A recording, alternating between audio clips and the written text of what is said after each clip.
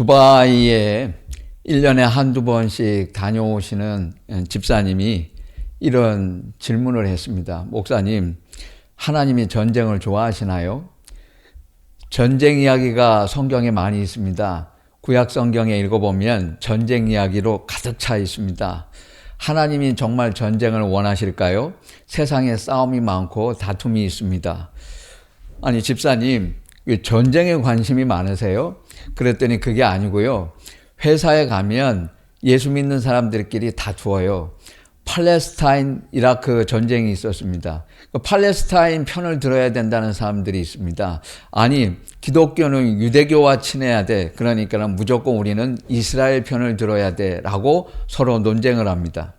어떤 사람들은 러시아는 옛날부터 공산당 국가였고 지금도 독재 국가이기 때문에 기독교인이 러시아 편을 들면 안 된다라고 말을 합니다.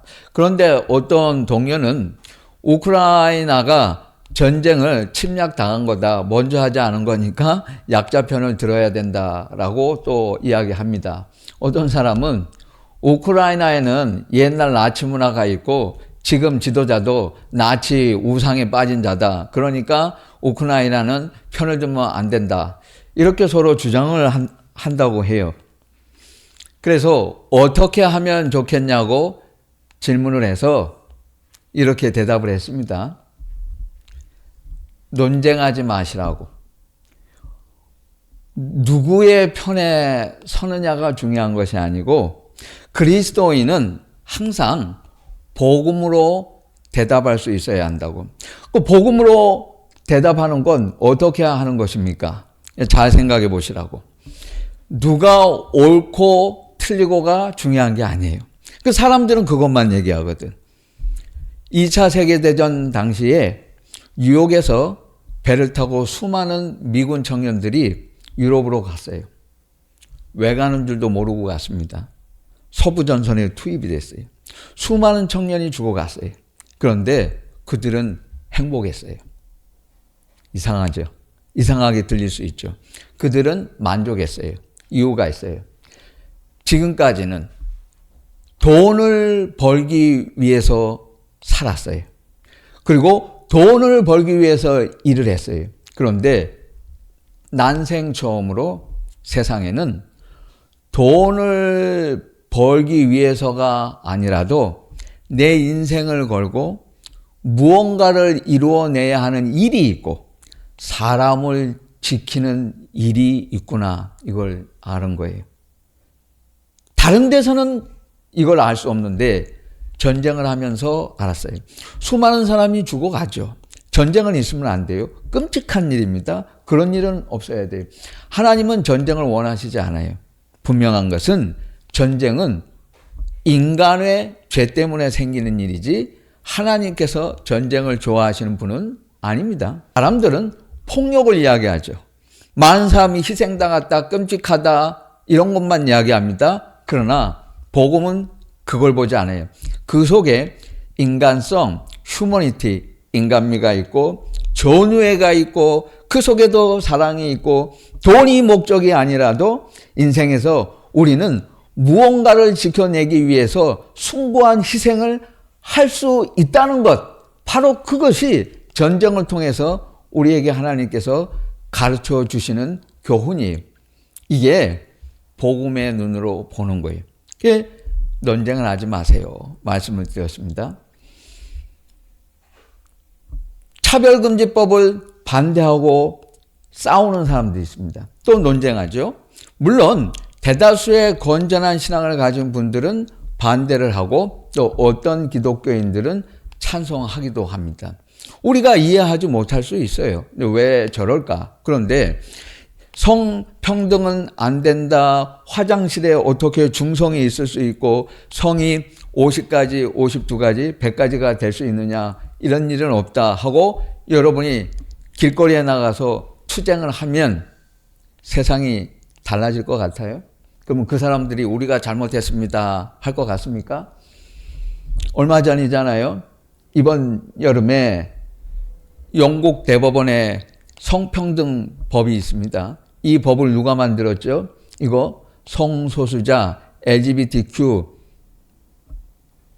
동성연애자들이 만든 겁니다. 찬성하는 사람들이 제정한 법입니다. 그러면 이 사람들이 만든 법이기 때문에 당연히 남녀의 평등과 성경의 가치를 가지고 살려고 하는 많은 사람들이 억울하겠죠? 피해를 보겠죠? 우리의 자유를 빼앗길 수 있습니다. 동성애가 옳다는 것 아닙니까? 그걸 반대하면 안 된다는 것 아니에요? 그런데 영국 대법원이 일부가 반대한 것이 아닙니다. 자기들이 만든 것이에요. 자기들이 만들어 놓고 대법원 전원이 생물학적으로 태어난 여성만 여성이다. 남자만 남자다 하고 땅땅땅 판결했어요. 그럼 이제 다 틀렸잖아요. 화장실, 중성 화장실 다 없애야 되죠. 여권에 출입국 심사할 때 남성이냐 여성이냐 묻지 않고 다른 성을 묻는 거 대답 않겠다? 그거 이제 불법이죠? 동성애 불법 맞잖아요. 영국이 엉망이 됐다 그러는데 대법원이 결정했잖아. 자기들이 만들었는데 자기들이 생각해 보니까 아니라는 것 아니에요. 세상에는 남자와 여자밖에 없다. 논쟁하지 마세요. 때가 되면 하나님이 다 결통정리해. 그런데 왜 열을 올리고 싸워? 그래서 저는 이런 말씀을 드렸어요. 저는 어떤 그룹이고 어떤 공동체고 어떤 경우에도 옳다 그르다 말하는 사람들은 저는 인격자로 보지 않습니다. 당신들이 내가 옳다 주장을 하는데 저는 그런 거 안 봐요. 안 들어요. 당신들 둘이 싸우고 있잖아. 그러니까 둘 다 틀렸지. 내가 옳으면 안 싸우죠? 왜 논쟁을 해요? 예수님은 논쟁하지 않잖아. 이게 복음으로 사는 크리스찬의 태도예요. 이거 완전히 차원이 다르죠. 세속적인 사람들은 이런 걸 몰라요. 그러니까 아주 높은 수준의 고차원의 삶을 사는 크리스찬은 그런데 자질구레한 데 껴서 논쟁하지 않아요. 복음의 차원으로 살기 때문에 하나님이 다 하신다는 걸 알고 믿어요. 이게 중요한 거예요. 오늘 말씀은 심리학으로 읽는 데살로니가 전서 2장입니다. 이거 재미있습니다. 심리학으로 보는 사람들의 종류예요. 세상에는 이런 이슈를 가지고 사람들이 이야기하고 토론하고 싸우기도 한다는 것입니다. 오늘 성경 말씀에도 바울이 복음을 전하면서 많은 싸움이 있다 그 단어를 쓰고 있잖아요. 여러분 이런 말 들어봤어요? 사회과학자, 심리학자들이 하는 이야기인데 이거 아주 성경적이기도 하고 일리가 있어요. 아주 중요한 말입니다. 여러분 일평생 이거 잊지 말고 생각하면서 살아야 돼요. 내가 현재 밀접하게 관계 맺고 있는 사람 5명 이름을 쓰라. 그 5명이 여러분의 미래예요. 내가 지금 관계하는 사람들이 만나면 즐겁지 않아. 기쁘지 않아. 회사에 가서도 학교, 대학 졸업 동창생을 만나도 어릴 때부터 만났던 친구들이라도 누구든지 아니면 우리 옆집에 사는 아저씨, 아줌마가 됐든 이웃들이든 누구든 상관없어요. 만나면 늘 어두운 얘기 그리고 세상에 대한 원망과 불평이 있어요. 그리고 내가 배울 것이 없겠다. 그분들의 평판이 좋지 않습니다. 그러면 내 인생은 끔찍하겠죠. 왜? 내 주변에 5사람이 그 사람이면 앞으로 10년 뒤, 20년 뒤에 나는 그 사람들하고 똑같이 되는 거니까 끔찍하지. 그런데 반대로 내 주변에 내가 배울 것이 너무 많고 인격적이고 훌륭한 분들이 있고 평판이 좋은 분들과 또 그분들이 사귀는 사람들이 대단한 분들이 있다고 한다면 그런 사람 5명을 내가 밀접한 관계를 맺고 있다면 그 사람이 앞으로 10년 후는 그 사람같이 될 수 있어요. 그래서 5사람이 당신의 미래다. 그런데 또 어떤 종류의 사람들이 있고 어떤 이슈가 있느냐? 사도 바울이 말합니다. 오늘 성경 본문 3절과 5절입니다. 간사, 부정, 속임수, 아청과 탐심을 말하고 있습니다. 3가지는 3절에 있어요. 나머지 2가지는 5절 말씀에 있습니다. 그 첫 번째, 간사하다, 간사함. 이 간사라고 하는 말로 번역된 헬라어 단어에는 낚싯바늘에 미끼를 단다라는 뜻이 있어요. 그 원래 헬라어 단어의 뜻이에요. 사교성이 좋은 사람을 말하는 거예요. 사교성으로 사람에게 접근합니다. 내 속에 있는 이야기를 다 하고 친한 척을 해요. 미끼를 던져서 걸리게 한 후에 자신의 이득을 취합니다. 이게 사교성 있는 사람들이에요. 이런 종류의 사람은 친구를 두지 말고 멀리 하라는 것입니다. 이런 사람들의 특징은 열등감이 많아요. 그래서 어떻게 되죠? 이 열등감이 시기심으로 나타나고 질투심으로 나타나요. 그러니까 다른 사람들하고의 인간관계가 나쁠 수밖에. 왜? 시기와 질투가 강하니까. 예수님이 헤롯 안디바스를 말하는 겁니다. 헤롯은 여우라. 저자는 간사하고 교활한 자다라고 말씀을 하셨습니다. 대헤롯은 동방박사들에게 잘해주었어요. 환대를 베푸는 척하고 나도 가서 경배하려고 하니까 예수님에 대한 정보를 좀 알려달라. 그래가지고는 그 정보를 듣고 나면 어떤 일을 벌이려고 했습니까? 다 죽이려고 했던 거죠. 바로 헤롯 같은 사람입니다. 사도 바울은 주 예수를 믿으라. 그리하면 너와 내 집이 구원을 받으리라. 복음의 그 능력 자체를 믿고 말씀을 전했지 바울은 결코 그들과 같이 간사한 마음으로 하나님의 말씀을 전하지 않았습니다. 이 부정하다라고 하는 말은 헬라어로 플라네스라고 하는 말입니다. 이 말에는 망상이라는 뜻이 있어요. 자기애, 과대망상, 나르시시스트. 그러니까 자기애가 너무 강하고 자기밖에 모릅니다.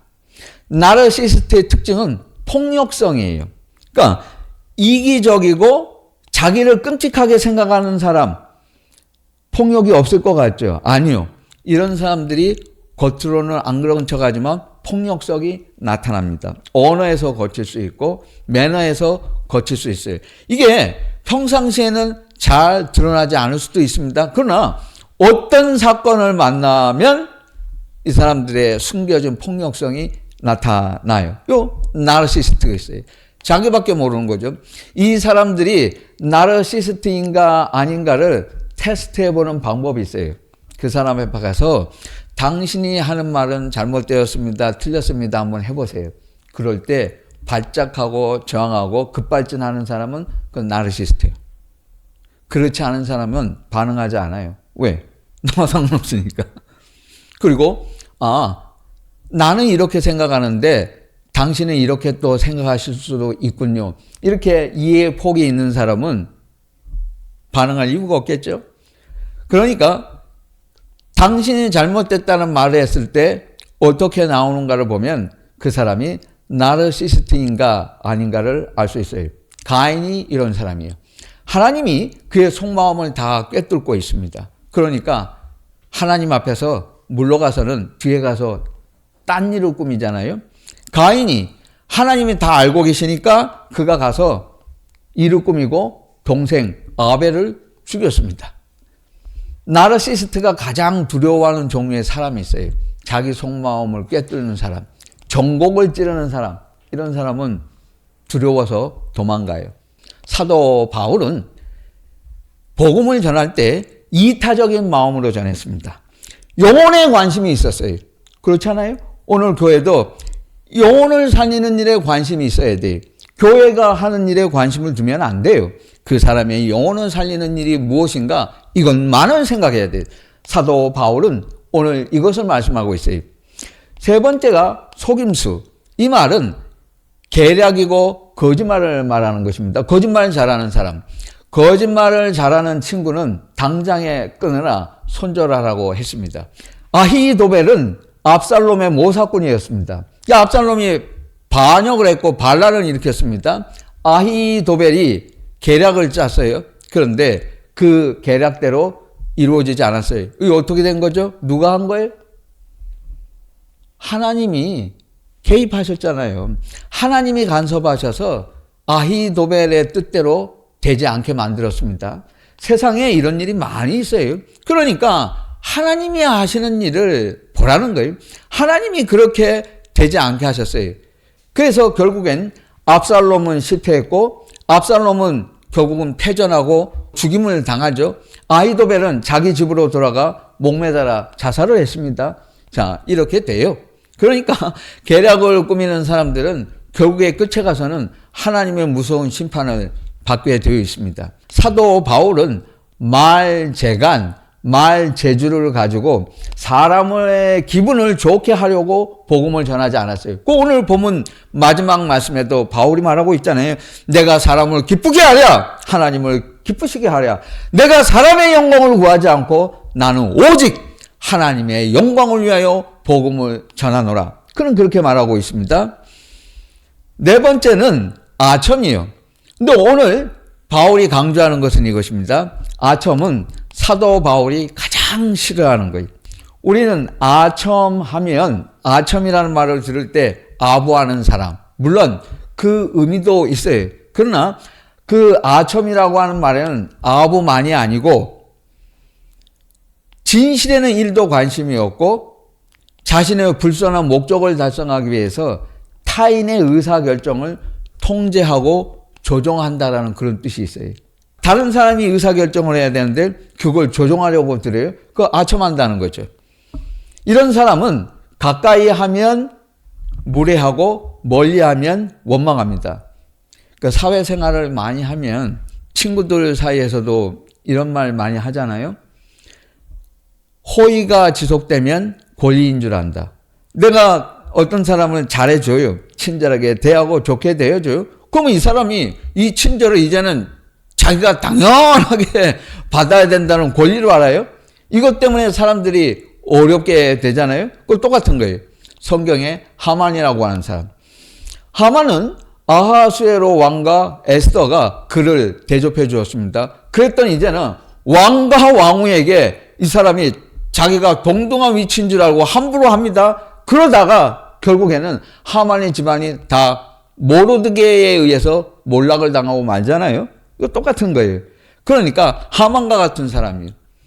이런 사람은 호의를 베풀면 권리인 줄 알아. 아첨하죠? 이게 문제라는 거예요. 사도 바울은 복음을 전할 때 동역자들을 존중했습니다. 그들에게 일부러 잘하려고 했던 뜻은 절대 없었습니다. 그런 거로 바울은 사역자들 누가와 브리스길라와 아굴라 또는 마가 함께했던 동료들을 존중하면서 복음을 전했습니다. 탐심, 이 말씀은 특별히 돈과 관련이 있어요. 여기 보면 바울이 지금 돈에 대한 이야기를 하고 있죠. 이 탐심, greed, 욕심이라고 하는 건 돈입니다. 이득을 따라서 행동하는 사람이고 이익을 위해서 친구를 만나는 사람들이죠. 심리학 교수님 5번 이야기를 들어봤는데 또 심리학 책들을 읽어보면 재미있는 공통점이 하나 있습니다. 친구를 만날 때 반복적으로 주기적으로 돈을 빌려달라고 하는 친구나 직장 생활하면 동료들 중에도 그런 사람들이 있을 수 있잖아요. 아니면 뭐 대학 친구들 중에도 있을 수 있어요. 두 번째, 내 돈을 반복적으로 쓰게 만드는 사람은 손절해야 된다. 그런 말이 있습니다. 사도 바울이 말하는 건 발람과 가룟 유다를 말하는 거 아니에요. 발람은 돈과 타협해서 예언을 할까 말까 했습니다. 그러다가 하나님의 벌을 받았어요. 이 사람은 구약의 인물이잖아요. 저 먼 옛날 이스라엘 백성이 애굽에서 탈출했을 때 가나안 땅에 들어올 때 이때의 인물인데 오죽하면 신약 성경까지 두고두고 발람의 이름이 이야기되고 있습니다. 그 저주받은 이름이 되고 말았어요. 가룟 유다 마찬가지죠. 사도 바울은 개인의 탄심을 위해서 절대로 도움을 받지도 않았고 그는 스스로 복음을 전했습니다. 자, 이건 세상 사람들이 하는 이야기잖아요. 주로 이런 종류의 인간관계를 말합니다. 이런 사람들 사귀지 말라는 것 아니에요. 그런데 복음을 알고 복음으로 이런 것들에 대응하는 태도는 또 전혀 다른 것이 되어야 해요. 이런 걸 자꾸 이야기하는 것도 중요하지 않다라는 거예요. 그러면 그리스도인은 어떻게 살 것인가? 우리는 그리스도인의 삶을 풍요롭게 만드는 라이프 스토리가 있어야 돼요. 그건 참회의 스토리, 감사의 스토리, 사랑의 스토리. 잘못했습니다. 감사합니다. 사랑합니다. 이걸 잘할 수 있어야 돼요.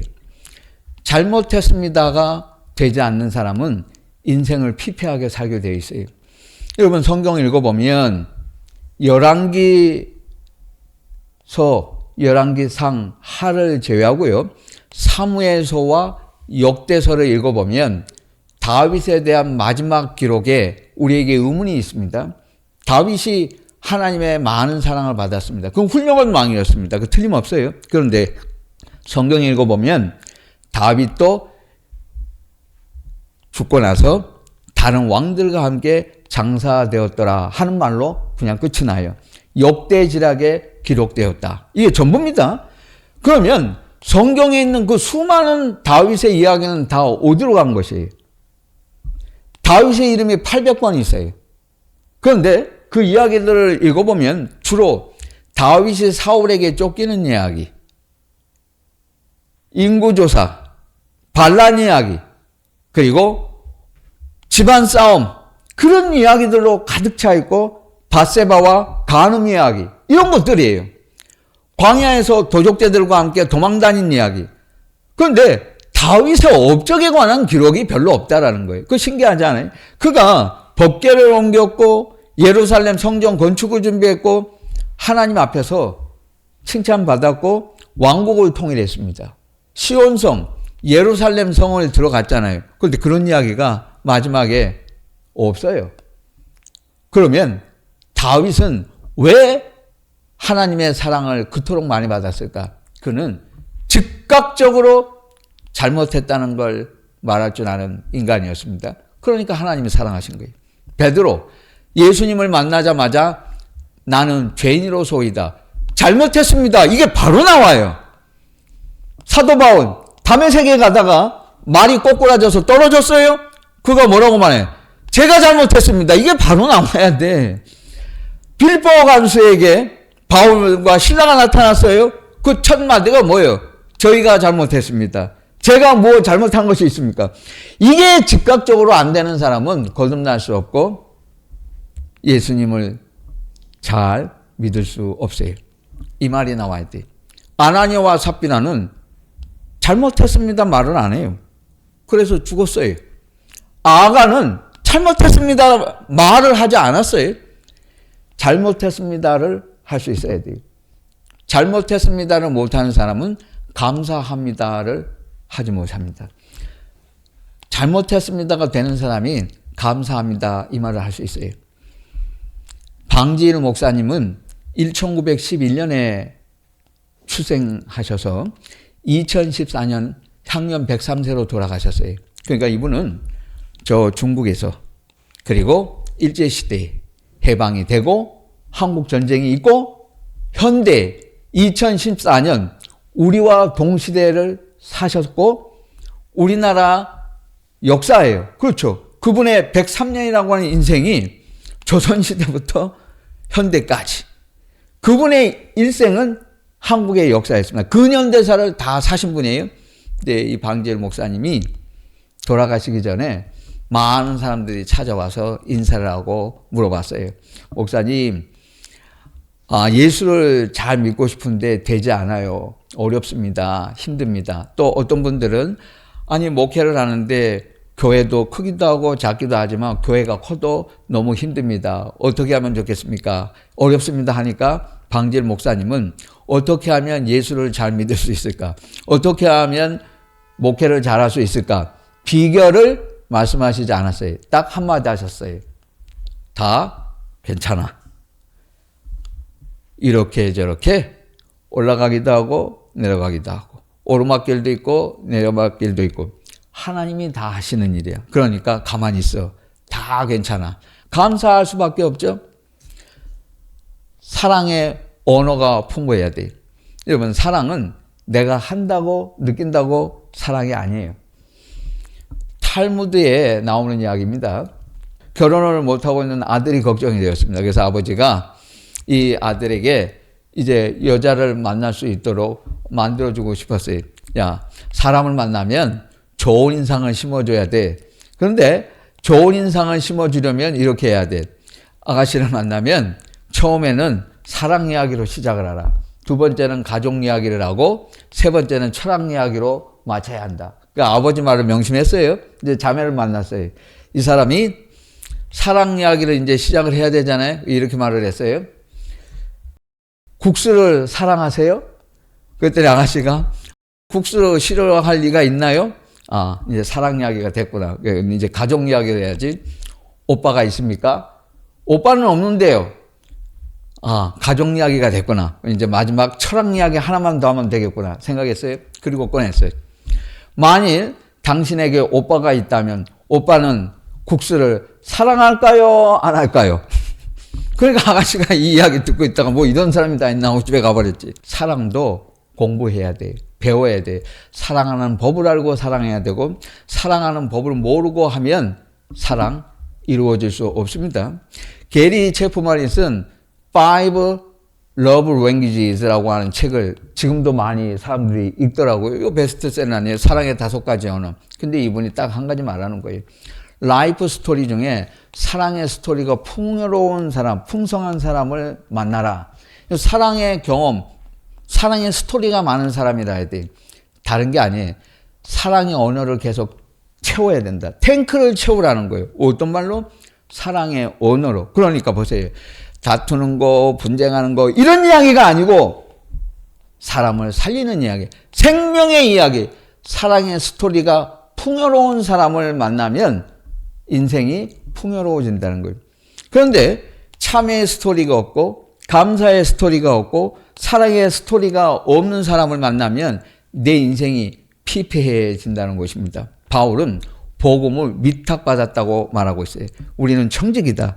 세상은 복음을 바꾸려고 해요. 자꾸 사람들에게서 복음을 빼앗아 가려고 합니다. 참회의 스토리, 감사의 스토리, 사랑의 스토리가 많은 크리스천은 세상에 어디에 가서도 육체적으로도 물질적으로도 정신적으로도 영적인 싸움에서도 결코 패배하지 않아요.